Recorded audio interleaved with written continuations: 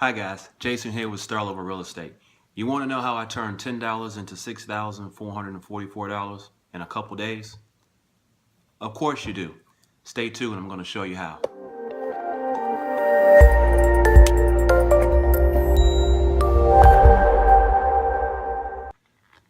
So today I'm going to talk about a recent deal that I closed on, a wholesale deal where I took $10 and I turned it into $6,444 in a span of about 3 weeks.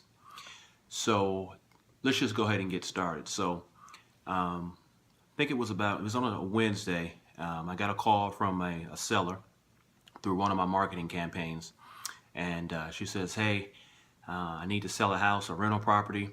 I've just found out that next week I need to move to Dallas, Texas, and a relocation for a job." So from there, I just kind of introduced myself. She said, "I saw one of your advertisements that you buy houses for cash and you close quickly." So from there, I just introduced myself and told a little bit about my experience and how I can help her out in this situation. I did advise her that I pay all cash for transactions and I normally can close within 30 days. I also advised her that generally I can get that deal done about 96% of the time. So she kind of asked from there, what are the steps to try to have her house sold? So from there, I have a script of questions that I ask motivated sellers about the home. It's about 10 questions that I go through. So ask your questions about the home. Just to give you an example, a few questions: the age of the roof. Does it have a furnace? Does it have AC? In your estimate, and do you estimate how many repairs? What's your estimate for the amount of repairs that are done? Excuse me. And then you want to get an idea of why they're selling. And in general, when people are motivated to sell a house and sell it quickly, they're either going through a divorce. In this situation, they have a job relocation. They don't want to have anything to do with the home. They need quick cash. They need to get some liquid cash in their hands. Probate. They inherit a house. Death in the family. Those are just some of the reasons. Or they've gotten behind on taxes. And again, they're just tired of being a landlord, tired of dealing with tenants. So those are just a few of the reasons that you'll find that sellers are motivated. So this was on a Wednesday that I talked to her on the phone, asked a few questions. From there, I said I'd get back with her. I did some research on the area, did some research on the home, looking at comps, looking at purchases in that area. And I thought it'd be a good deal. I thought I'd be able to help her out and then, of course, make some money flipping the house for myself. So I called her back. And I didn't make an offer for the home at that point, but I told her I'd be interested in walking the home, looking at the home. So that was on a Wednesday. We both agreed that we would meet out at the property on Thursday. So I met her at the property, her and her husband, Thursday. I took about 10 minutes just surveying the property. Again, being in the business for 11 years, done rehab jobs, I have rental properties, I kind of knew what to look for. Roof was in decent condition. The yard was in decent condition. There was a few minor repairs on the outside, trim work, nothing major. Inside was in pretty good condition. They had recently started to rehab the property because they were going to rent it out. So they did some of the flooring, they did some paint, things that inside needed. It needed new cabinets. It needed a better job, paint job, blinds, security doors, so forth and so on. So it wasn't maybe about $4,000 in repairs on the high side. So reviewed the property, and again, I had a number in mind. I made her an offer of I think $4,000 for the property. She said, "Mr. Hopkins, that's not gonna fly." I said, "Well, what do you have in mind for the property?" She says, "Well, I need $7,500. So I countered with 6. She said, "Nope, you're not hearing me, Mr. Hopkins. I need $7,500. So at that point, I advised her. I said, "Okay, $7,500." And I knew that number could work. I had a number in mind. I think it was about 10,000, 10,500 to make the deal make sense for me. So at that point, I said $7,500. Okay, so you know that you have about $500 in back taxes that you haven't paid, which surprisingly to me, she wasn't aware of that. In the city of Memphis, you have your city taxes, you have your county taxes. Now, some areas only have county taxes and they don't have city taxes. Okay, so that particular area had city and county. Apparently, she only knew that she had the city taxes and not the county taxes, so she hadn't paid those in 2 years. So it was about $500. So she says, no, that'll be about $7,000 after taxes. I need $7,500. So I said, let's do this. Let's just do $8,000 minus the 5. I'll pay all the closing cost, and out of that $8,000, they'll take the $500 to pay the taxes, and you'll get your $7,500. She said, agreed. So at that point, I hadn't written up the contracts, but I had contracts on me. I wrote out 2 copies of the contracts. I signed one.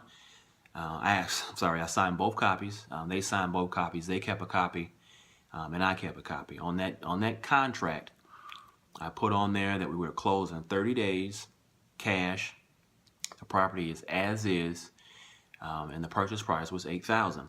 Now, to show them that I was serious and invested in the deal, I just gave them $10 out of my pocket for earnest money. Again, just to show that I was serious about the deal. Again, when you're doing wholesaling investing, it's different from when you're buying homes off the MLS or retail. A lot of realtors and so forth and so on, when you're buying homes and builders, they're going to want at least $500 in earnest money. But when you're doing investing, you can do whatever you want as the earnest money. You can do $1 if you want, or you don't have to do anything. Okay, which I've done a deal with 0 down, which we'll talk about in another video. So sign the contracts. And I took a few pictures of the inside and the outside of the home. I took a small, about 4 or 5 minute video of the home inside and out, because I know a lot of my investors like to see videos of the home in addition to pictures. So did that.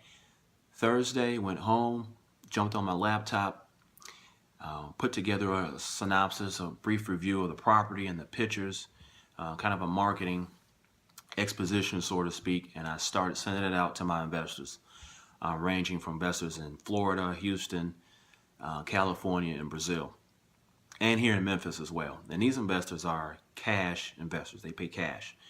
Some of them flip, but a lot of them are looking for long-term growth. So they want to buy, rehab, and then rent those properties out. So this was, so I did that as soon as I went home. The very next day, I got an email that says, hey, I'm interested in a property, a buyer in California. Can I get some more details, or can we talk about it? Gave them a call, sent them the video, and they were interested. They had other rental properties in that area where they were getting anywhere between $550 to $650 in rent per month. So this was the next day again. They, now keep in mind, I signed a contract with the sellers the day before. Okay, now here's the next day, and I'm talking to a potential buyer. So we talked about the deal. I advertised the deal for $15,000. Now follow me here. With the sellers, we agreed on a sell price of $8,000. Okay, I advertised it with my buyers for $15,000. Okay, so he says, well, you know, I want to offer, I think he offered $14,000 at that time. I countered with $14,400. So that's what we agreed on, $14,400. He said, okay, send over the contract, but I want to have a guy do a quick inspection. So later on that day, I met a guy at the house, at the property, and he maybe took 5 minutes just walking through the property. I had already sent him pictures and the video. He walked the property and said, this is a done deal.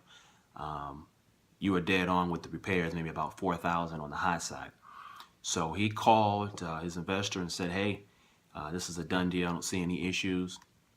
I talked to the investor. He says, well, I'm going to send the contract back to you, and we'll go from there.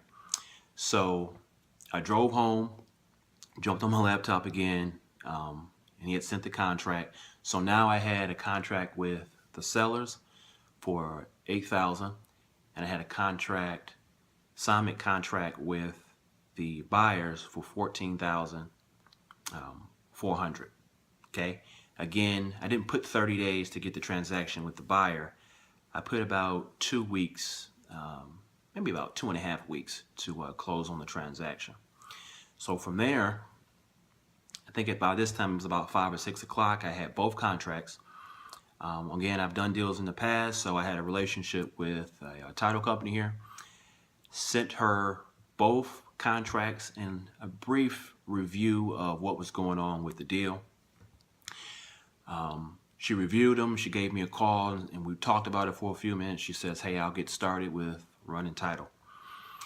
So within those 2 weeks, what I did was just between the buyers and the sellers, I just kept everyone abreast on what was going on. So a phone call, no text, a phone call on, hey, we're still running title. As soon as we hear something back, I'll let you know. So a couple of days go by, 2 weeks, I get a call. I get the HUD-1 statement from the title company. I review the HUD-1 statement. Looks accurate. I don't see any errors. And for any investors out there looking to start into wholesale or any type of investing, when you build that relationship with the title company, make sure that they send you the HUD-1 before closing, because they do make mistakes too. Okay, so remember that. So from there, the seller again was in California, didn't need to come in town. He just needed to disperse the funds put the funds in escrow with the title company. Now, one thing I didn't mention, when I did the contract with the seller, I had earnest money. I had him put down $1,000 earnest money to show that he's interested, he's serious, and he's invested. Now, he didn't send me the money, of course. Once I sent the contracts in to the title company, she contacted him and he wired the money, okay, the $1,000, and we put it into escrow. So once closing day came, she looked at the HUD-1. The HUD-1 was accurate. She sent the information off to the seller. He wired the rest of the money, signed his closing documents.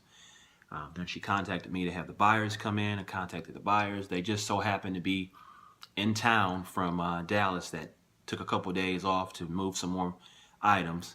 They happened to be in town. I had them come in. They signed the warranty deed, and they picked up a check for $7,500, which we agreed on. Taxes paid, and they were able to move on with their new life in Dallas, Texas. I came in shortly behind them, met them again, shook their hand, wished them good luck, and then I went to the back office and received my check for $6,444. Again, off $10 earnest money. Again, signed a contract with the sellers on, I think it was a Wednesday. Signed a contract with a buyer on a Thursday, end of the day. A couple of weeks later, closed on the deal, and that's a wholesale deal in that particular instance. So I just wanted to share that with everyone, that if anyone that's interested in investing in real estate, there are a lot of different avenues. Check out another video that I posted on YouTube where I'll give you a few options of investing. This option right here was a wholesale deal that I completed. So with that being said, please click that button, subscribe to the channel, have more videos coming your way. Like the video, share the video, leave a comment on the video, and share it with your friends, repost it. I'm anticipating hearing from you all with any additional questions that you have about investing. So I hope this video finds you in good spirit, and hope happy holidays to all of you. Take care. And remember, I almost forgot, remember, the money is already printed. You just got to go get it.